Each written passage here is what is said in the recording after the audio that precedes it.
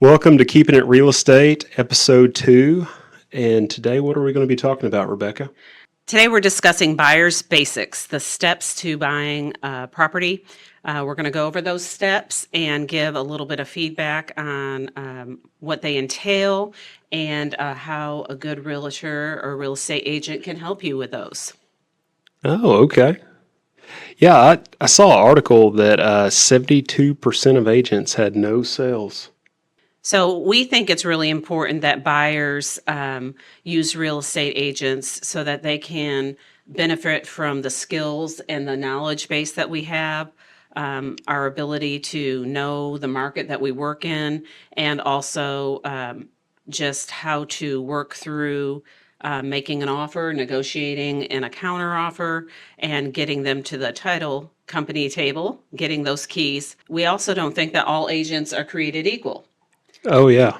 Yeah, and I think that's pretty much close to the case every year. Last year was a really bad real estate year for sales. And yeah, so what that really means to me is that we've got a lot of real estate agents that still have their license, but aren't actively pursuing listings or buyers to, get transactions closed. So they're active but inactive. Right. Yeah. So once you get your license, if you keep paying, your license fee, you can be inactive for so many years in our state, and then just have to continue with your continuing education. And there's lots of reasons why you probably wouldn't want to use an inactive agent or an active agent that just came out of inactivity. Right.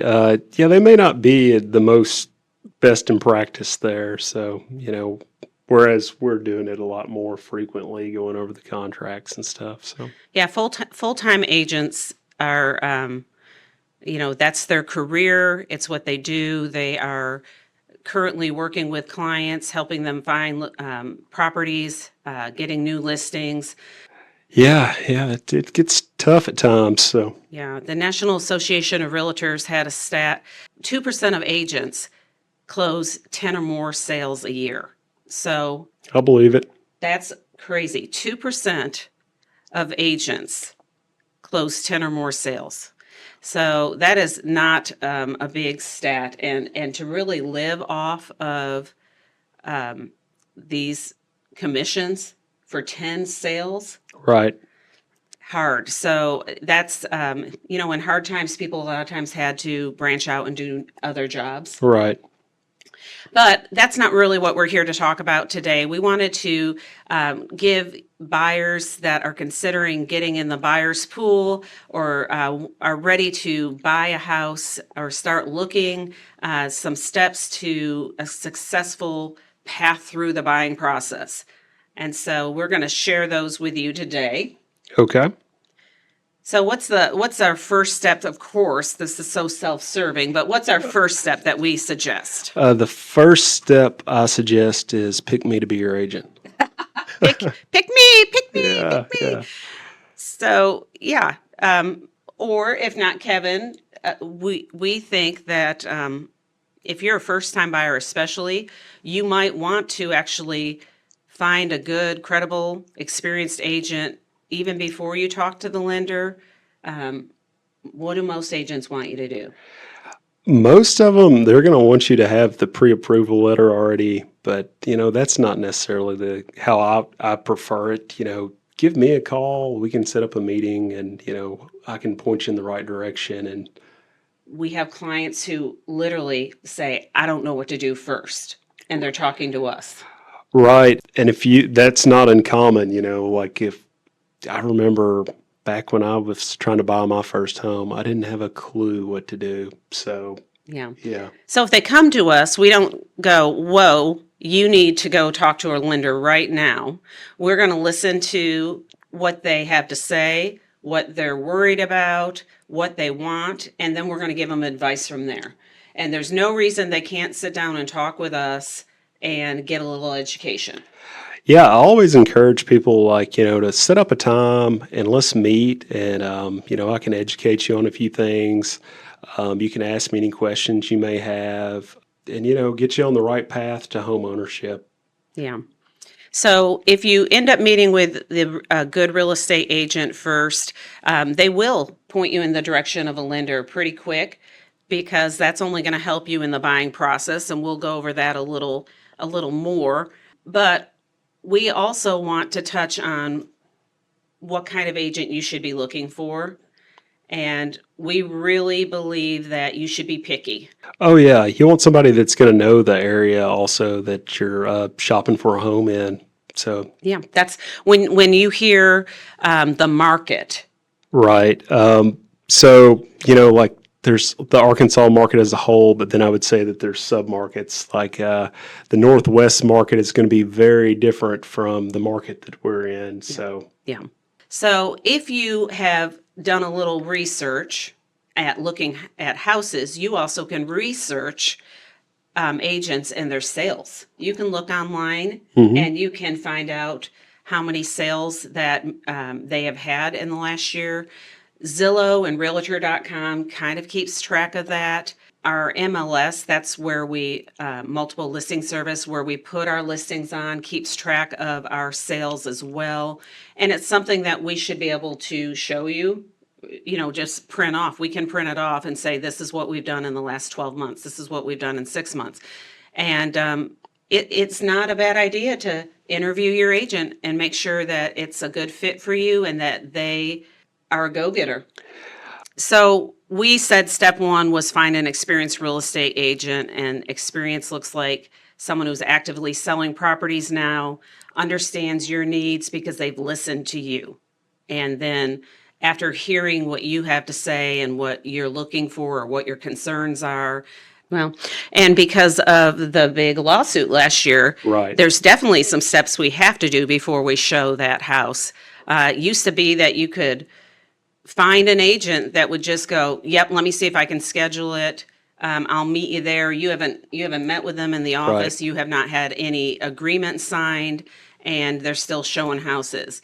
If a house is listed and it's being advertised, and you call us, we are going to have to get a buyer's agreement signed before we take you to see that house. And that's that there is no other way around that. Right. And, in real estate in general, time is of the essence. So like if we have your agent secured, we have your lender secured, then we start shopping for houses. Like that's really the best way to do it because if you find something you love, if we put in that offer, it's going to carry a lot more weight having that pre-approval attached to it. Right. Pre-approval, you've probably heard about it. It's way more necessary in the last 2 years than the other 8 years that I sold real estate. Sellers are now more aware of pre-approval, and some require it. Some won't even let me show the house without it. Yeah, they'll make it a little harder.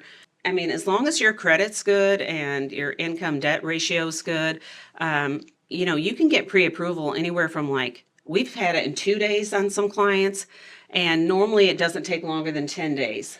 And, we have a lot of great local lenders that we work with and know. So, we can show you some of those too, options. And we've been very blessed to work with some great lenders, and they can get that pre-approval to us pretty quickly. Yeah, so we do like clients to have pre-approval, but we don't have any issue with you wanting to come talk to us, get some information. We give you some advice and find out what you want to do. If you choose to use us as an agent, we're going to have a buyer's agreement with you, and it's going to be signed. And we are going to encourage you to go ahead and start the lending pre-approval process. And we always say, we're a small town. So the first thing we would suggest is that you talk to your bank, your own Yep. bank, and then also let them know about mortgage brokers Oh, yeah. and those options. And, buyers can choose whoever they want to. Yeah, it does not matter to us. Like that is totally your choice, and use whoever you feel comfortable with using. If you've known Johnny at the bank for 10 years, use him. to get your loan. Yeah, yeah. I really like people to use at least local lenders. And what I mean by local would be I really like it when they're in state. And the reason is over the years when, because all lenders have you download an app or do something Oh online. yeah, All of them do now. Um, Even if they're 10 minutes away. everybody has an app, don't they? Yeah. But if they're local and we have an issue with them, I feel like they know that we're close and that Mm. they don't really want to let us down. But also, there's a perk to using local lenders. And I feel like if somebody mishandles your business through the lending process or something, or promises something that they don't come through, if you file a complaint in your own state against someone who works in your own state, I feel like because you're a voter, you're a citizen, maybe your complaints and means more than maybe if I'm making a complaint for a lender in New Jersey from Arkansas or someone from Florida from Arkansas. Um, Yeah, I agree. Like they're going to be like a little bit more motivated to do something about it because they don't want to get voted out of office. So yeah, well, and our lenders here, because we're not a big, highly populated state, we're a great state. Um, you can run into people in Arkansas easy. We like our clients to use local lenders. oh yeah, So the last thing I want to say about getting with a lender right away when you're serious about buying a home is that that lender is going to talk with you and decide which kind of loan best fits your needs. They're going to know your finances. We don't know your finances and we don't need to, but the lender's going to suggest certain loans for you. They'll tell you several loan options that are available to you, but after talking with you, they're going to narrow it down to what your best choice is. Well, real estate agents need to know what the loan is because we're going to have to put it on the offer. oh yeah. It's going to determine what houses that I show you. Like if you're telling me you're like, yeah, I love HGTV and I want a fixer upper, and I show you some fixer uppers, but you're getting a FHA or VA loan, that's probably not going to work out so well. Yeah, there may be some criteria. There may be some items in a property that won't pass the appraisal Right, for a federal loan or a specific kind of loan. Repairs might need to be made. right. If too many repairs need to be made, it's going to be hard to purchase that house with some of those loan choices. So step two was find a lender. Unless you found the lender first, step two would then find a great agent. So those are step one and two, and you can flip flop those any way you want. But if you've done the work and got your pre-approval, you're for sure ready to find that home. Oh yeah. And where are we gonna find those homes, Rebecca? Well, everybody looks online, don't they, Kevin? Oh, they do. That's actually a great way to find homes. What you mentioned, like driving by. That's how I found my home. Yeah, I was driving by and it was for sale by owner. Yep. Yeah.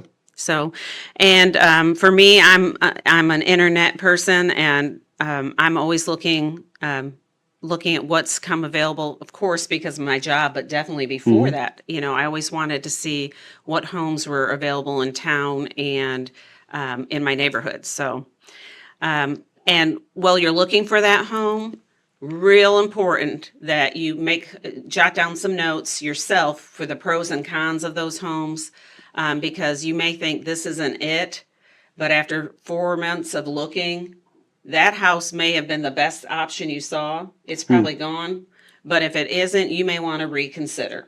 All right. I do also, we write down our notes about what we're hearing after we've shown a listing, but it's important that the buyer does try to keep some notes themselves because they may have a lot more pros and cons on their list when they sit down and start writing them out. Right. Yeah.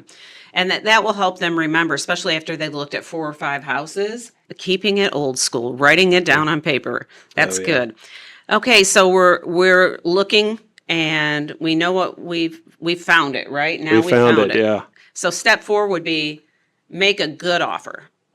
What does a good offer look like, A Rebecca? good offer is one that offer is going to get you that house, or it's going to get the seller interested in working with you. Yeah. Okay. So that's very vague, I guess what you are comfortable offering for that house, and not taking time to play the game. Like it could be, you know, a huge lower number than what they're looking for. Your agent should have already told you, what houses in that area have been selling for. And so sellers know that too, because Hmm. their agent should have told them the Right. same thing. So everybody's so smart now Right. that I don't see a lot of sellers being offended by low offers, because we kind of prepare them that they might get them. But if anybody else comes in with anything better, they are going to want to play ball with that. Yeah, and I was going to bring that up. If you love it, I would say don't do it because I've had situations where my buyers they fell in love with the home, and I have a fiduciary duty to my clients, so I have to do what they say within reason. And they wanted me to come in with a low ball offer, and they told me they loved the home. It was the one, Hmm. and we got into a multiple offer situation, and their offer did not get accepted, and they were very sad buyers. Yeah. If your agent says this is a decent listing price, then you really need to listen to them.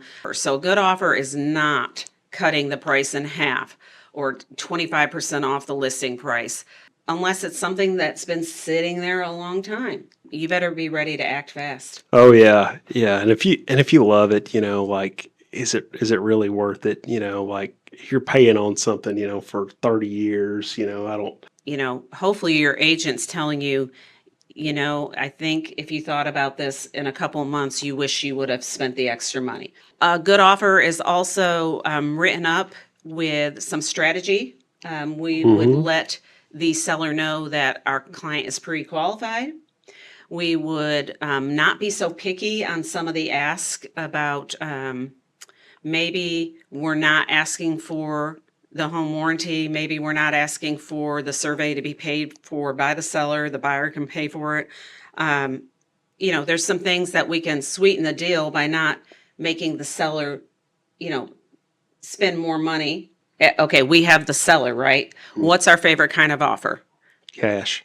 Cash is great. The next, and able to close in a few weeks, right? Yes, cash is king. The next best would be offering a great offer price, and they don't have to sell anything. They don't have any contingencies. Hmm. They're not asking for any extras, and meaning home warranty, surveys, anything that's going to cost the seller more. They're not asking for closing cost. Ooh, that's awesome. That That's a doesn't big happen deal. much Yeah. anymore. I mean, if my buyer needs closing costs covered, I'm going to hope that they are going to try to literally give the seller asking price for their house. Right. Maybe even come a little over so that the seller's not really losing a whole lot off that asking Hmm. price, because $6,000 closing cost off of 100,000 means you're really getting 94, Right. and the seller knows that, and we need the buyers to know that too. So if they're listed at 105, you come in at 100 and you need 6,000 closing costs, that's 94, and they've got it listed at 105. Yeah, I think that's a great strategy, and that's definitely something that happens. The more you load that offer up with stuff you're asking for, the less likely it is to get accepted. Yeah. But if you need all the things that we're going to put on there, like closing costs, buyer's agent commission, survey, just be prepared to offer more for the house, Right. because the seller's going to just do the math, and it's about that final number, isn't it? So if you made a good offer, you're going to get a response, right? You're going to get a response regardless. Hmm. It's law. You have to. Yeah. So in Arkansas, all offers have to be presented to the sellers, whether they're verbal or in writing. So Yep. we've got to give you the good, bad, and the ugly on those offers. Buyers, this is what you're going to get. You've got one of three things here. You're going to celebrate because your offer was accepted. You could get countered, or it could get flat out declined, which is we don't want that. No, sometimes you just have to go your separate ways. Yeah. Yeah. And that separate ways might bring you back to the same house. Yeah, sometimes you circle back. Yeah. You might reconsider and make another offer later. Right. And you always have that option, or you just might move on. Right. So let's say we're under contract. Okay, so now what are we doing? Okay, we're under contract. It's the homework starts. The homework starts. We've got to circle back to the lender, don't we? We do, yeah. So I'm going to send them a copy of the fully executed contract. Yep. So lender can get started on that. And you're probably going to get some calls and emails. They're going to be wanting some documents from you. Yeah, yeah. The pre-approval is just, you know, they need to see a few things from you for pre-approval. Right. You know, it's not a for sure thing that you're going to get a loan from them for this amount, but they've kind of vetted you and they think it's going to be fine. But, now once you're under contract, you're going to be submitting things like the last 2 years' taxes, your utility bills, check stubs. A lot of times people forget about this, but they're going to want you to contact an insurance agent, to make sure that you have insurance lined up for when you take possession of the home. Yeah, the lenders are no joke. They are going to know your financial business. Oh, yeah.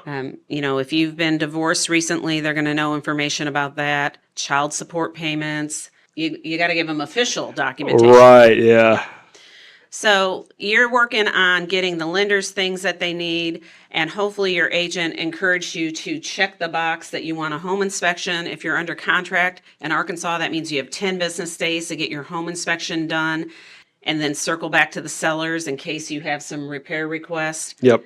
So we need to get that scheduled right away. After you might start, like you said, reaching out and looking at home insurance. Home insurance, yeah. Yeah. And just to see, what it's going to cost. And that gives you some weeks to decide if you want to get several quotes from different insurance companies, what coverage each one is offering for what price. So, there's going to be things that come up on inspection, and a good agent is going to know what type of loan that you have. And if you're getting a rural development loan or FHA, and I walk into the house and I see chip paint everywhere, we're going to go ahead and request that be fixed on our inspection, because when your lender sends the appraiser out, it's going to be a problem and it's going to have to be repaired before that could close. Yeah. So we're going to go ahead and catch that right there. Well, and you can address that also in your offer. So Right. if it's known to you that there's an issue that could be a problem for your loan type, then you'd be best served to put that in the offer under the other section. We can bring it up at the inspection period, or we can let it roll all the way until the appraiser comes. But the appraiser is normally there just a couple weeks before closing, and people may not have time to make those repairs. Yeah, when the appraiser shows up, it's getting to be crunch time. So, yeah, that could be something that could cause us to miss our closing date. Yeah. So, and we don't want that. So if we know something is required to be fixed for the loan type that our client has, we're best to put that in our offer that we're requesting that to be done. If you don't do it there, then you definitely need to do it during the inspection period. Plus, the appraiser is going to want to see that it's done. Important that your agent is telling you how to ask for these repairs and what's the best timing to do so. Right. So when you get that inspection done, it's always 40-some pages, some are 60 Yep. pages.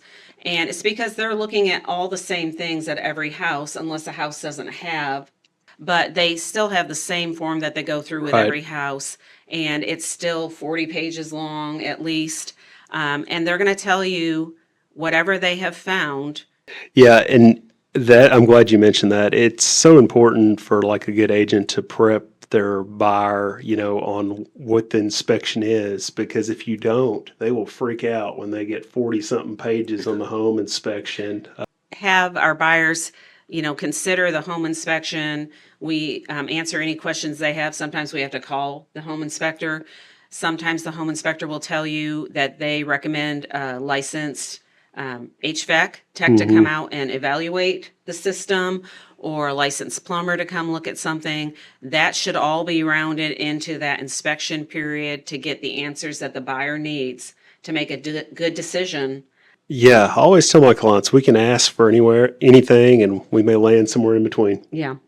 I also think when you're filling out that inspection repair survey addendum, I want the most important items, Right. like 1, 2, 3, 4, and least important at the bottom of the list. And that way I'm not going to tell anything, but if we get into going back and forth and trying to negotiate through the repairs Mm. because the seller doesn't want to spend that much money or doesn't think they need to, when we're communicating with them, whatever the seller's response is, you know, this may be a deal breaker.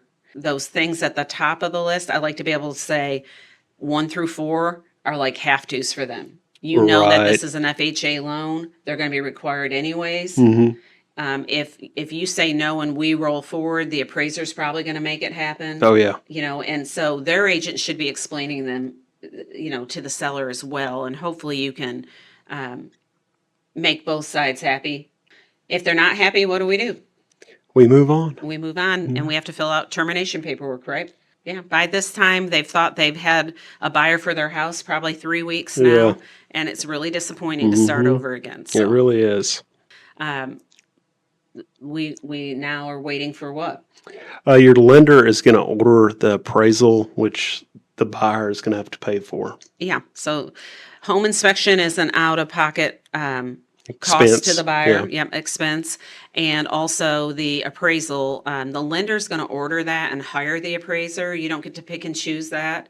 That's actually kind of like a lottery. They just get the next appraiser that's on the list, the lender does, and that appraiser wants to be paid at the time of the appraisal, so the buyer actually has to give the money to the lender up front. Right. So, Yeah, I like the way you described that. It's a lottery. It really is. yeah, Yeah, yeah. you never know who you're going Yeah, to they get. can't just say, "I want you to be my appraiser." Right. It's whoever's next in line. So the appraisal, we're waiting and hoping the appraisal. So, what we're hoping for with the appraisal, a lot of people don't understand this, but the lender is going to send the appraiser to make sure that the house that you are wanting to buy is worth the amount of money that they're going to loan. So, they don't want to loan $100,000 on a $50,000 house, Yeah, yeah. and they got to verify that it's worth that. So they're making sure the value's there, Hmm. and whatever the contract price is, that the house is worth that. Right. And then they're also going to make sure that whatever loan type that you have, that the house passes those important Yeah. criteria. Yeah, if it's FHA or RD, they're going to make sure that it meets or exceeds the criteria. Yeah. So hopefully your appraiser says, yes, this is worth the amount of money that you're under contract for. And, they're looking at comps that sold in that neighborhood and trying to see that the value was there with other sales around it. Then they're adding up the value of the things they see in the home. Hmm. And hopefully it appraises and So appraisal. they'll send the appraiser back out to verify that those repairs were indeed made. So that way they're just not saying, "Yeah, we did them." Wink, wink. Yeah. Yeah, so that adds a little time sometimes to Right. the closing date, and this is why we ask for several of those things during the inspection period, because the appraiser would want to see that, and we're trying to keep everything timely. And hopefully the appraiser finds the value and thinks the house is in good enough shape to approve the transaction. So what's step 10? That was 9. So I guess after we've held our breath through the appraisal, and sometimes we are not worried at all, are we? Oh, no. And so when we find out that the appraisal was fine, the underwriter's still working, the lender's working on preparing closing docs and getting those closing docs sent over to a title company. Okay. So at the title company, they're going to take that information, they're going to do title searches and just really make sure that everything is okay to transfer from one owner to the other. And they're going to get a lot of paperwork set up for signing on closing day. Right. And then we've got a schedule with them to have our buyer come in and sign those papers, right? Oh, yeah. So what we've got to make sure before that day, what do we have to have in place for closing day for the buyer? We have to have insurance on the home. Yeah, so the buyer's got to already say, hey, insurance company, I've chose you. My start date for insurance is my closing date, and this is the date we expect to close. Yeah, and another thing, probably the week of, you may can do it a little sooner. I always like the week of because sometimes we don't exactly know for sure until the week of. But go ahead and start getting the utilities to be scheduled to be turned on. You don't want any gaps in that. Yeah, So yeah. If they, power, water. yeah, electric. We just want Yeah. to make sure that you don't have a dark, cold house when you move in. Right, yeah. And, the utility companies deal with this all the time. Hey, the buyer calls them and says, I'm establishing service at this address. Yes, somebody already has an account established there. They're selling it to me. Our closing date's supposed to be the 24th. I want the utilities put in my name on the 24th. And Yep. that's how you get it set up and ready. So, and then the last step is normally the best step. Complete the closing and sign your new mortgage documents. There you That go. is the day we've all waited for. Yeah. And if you're not a cash buyer, your closing documents are probably anywhere from 30, depends on what type of loan, to 50 pages long. A lot of the things you've signed on the app for the mortgage are going to be in paper again, and you're going to sign a paper copy as well. You'll see things duplicated during the closing process, but that's okay. Yeah, you better bring you a good ink pen. Yeah, yeah. So once you get through signing all that, and if you have been required to bring money for closing, Oh yeah, cash to close. yeah, your closing cost, it can't be cash. No, no. It can't be cash. I've had that happen. They want a cashier's check typically. Yep, yep, they do. They want to make sure that the money is validated. They don't want a personal check, and so you can wire your. We do call it cash to close, but it's not cash. But whatever money you need to bring to closing can be wired from the bank to the title company, or it can be brought in a cashier's check. Yeah, it's kind of misleading. They call it cash to close, They but do. yeah. Don't bring any cash. Do not show up to the title company with $100 bills. Even in a cash transaction, you are Don't going to do have it. to wire the money or bring a cashier's Right, check. yeah. So, You will not close that day. You'll have to get a cashier's check or wire the money. yeah. And if you're married, you have to have your spouse there to sign. They may not Yep. sign every paper, but they do have to sign that they're aware of the sale Yep. or the purchase. The title company requires photo ID. They So do. you have to bring your license or state ID to verify that you are the person on the mortgage paperwork. Right. Do not show up with your library card. It will not work. It will not work. So the steps that buyers will go through are just pretty easy. I'm going to breeze right through them again. You've got to find an experienced real estate agent. We are experienced real estate agents, and we hope you'll call us here at Rice Realty. If you have not talked to a lender, that's going to be the next thing we suggest you do. Find a good lender, have an idea of what loans you would best qualify for, and get a pre-approval letter that we can hand over with the offer that you make. Then we're going to search for the home. We're going to try to find you the perfect home. When you find that home, We're going to make a good offer. We're going to do our comps and make a good offer. that is almost the most important step, is. isn't it? Yeah. Okay, step 5 would be, what do we do with the response from the seller? As soon as I get that response, I'm going to contact you and let you know. And hopefully we're celebrating because it was accepted. Right. And if not, we're hoping that they countered. If they didn't counter and they just rejected, we're going to talk to you, buyer, and ask if you want to submit a new offer. Right. And if not, we're moving on. So step 6 means we are under contract and moving forward in our loan process. Yeah. So that requires us to do Homework time. step 7. You're going to have to get all your documents that your lender is requesting that you provide them in a timely fashion. We don't Yeah. want any delays. Yeah, you're doing the lending paperwork. Probably your agent is calling and scheduling your home inspector. Of course, that's your choice of who you use as a buyer. Most agents have a list of home inspectors that work in the area and should give you a list with several choices on it, not just one or two Yeah, names. not one, and always, always get a home inspection. Yeah, get that home inspection. So we've got to get that done in 10 days. And then maybe start reaching out to insurance companies for homeowners Yep. insurance. Moving on to step 8. Step 8, we're going to find out any flaws or defects that the home inspection has uncovered, and then we may ask the seller for some repairs. Right. Yep. Sometimes we ask for a reduction in price because the buyer might want to hire their own person to do the repairs Right, later. yeah, reduction in price in lieu of the repairs. Yeah, we didn't mention that though, but that does happen too. That does doesn't it? happen, yeah. Step 9, so then you get through the home inspection, the lender's going to order the appraisal, and you're hoping the appraisal comes back. Yeah, we're hoping that the Approved. home meets value. It has to meet the value, or you're not going to be able to get your loan. Right, right. We may have to negotiate if they find the house falls short of the contract price. You need to ask the seller, is there something we can do? Can we reduce this? Do a general addendum, reduce it, and move on. Or we may have to do some new negotiation. Yep. Worst case scenario, buyer might have to walk and terminate. Oh, yeah. We hope that's not the case, but it happens. All every are once in a while. possibilities, though. Yeah, yeah.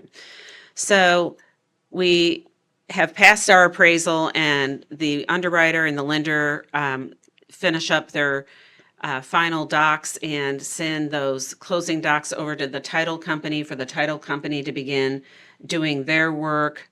They probably have already started their title search and things like that, but they've Preliminary got a lot search. a lot of paperwork to print off and to get ready for closing day. All right. Did we get step 11? No, so step 11, what do we make sure we do? Okay, we got to have insurance and utilities scheduled to be turned on for closing day, because we do not want you in a cold, dark house. Right, and we want Yeah. to make sure the day you take ownership, your house is insured. You're covered. We don't want like a hailstorm or, heaven forbid, a tornado blow through. Yeah, yeah. And then the last step will be going to closing. Hopefully your agent will be there with you just to make sure that, there's not any misunderstandings or any, I love closings. We need closure. yeah, closure is good for everybody, isn't it? So yeah, at closing, you're going to sign a lot of papers, and then you should be given your keys. As long as both sides of the transaction have signed their paperwork, you can have the keys to your new home, and it's a time to celebrate, isn't it? Yes. Crack that bottle of champagne. Yeah. Time to celebrate. So people might go into closing feeling a little stressed, but they normally have a big smile on their Oh, face when yeah, they're leaving. ear to So ear. It's fun, and that's why we like to go to the closings with our clients. Oh, yeah, that's like the best part. That's what we've been working for months. So, Yeah, we obviously we're going to get paid after closing, Right, yeah. but there's a lot of satisfaction in watching your buyer or your seller complete the transaction. They're normally relieved and they're moving on, right? Right, yeah. It's a good feeling, and just to see that they're so pleased and happy, that's better than money. It is. It is. So buyers, there's steps you're going to follow no matter what kind of loan you have. You're going to have to go through the same steps for home buying process. Some of the order might be a little different for you, but we do hope that you will trust us to give you good advice. If you meet with us before you meet with a lender, we're going to work through showing you these steps and explain them to you. We're going to try to get you to talk to a lender right away, and then we're going to work through each one of these steps with you, give you good advice, help you negotiate your way through, and hopefully you're going to be closing on the house that you were meant to have very soon. Oh, yeah. And I invite you, if you have any questions, give us a call here at the office. We'd be happy to answer any questions. But until next time, I'm Kevin B. McPherson, I'm Rebecca Seiler. and we're keeping it real estate.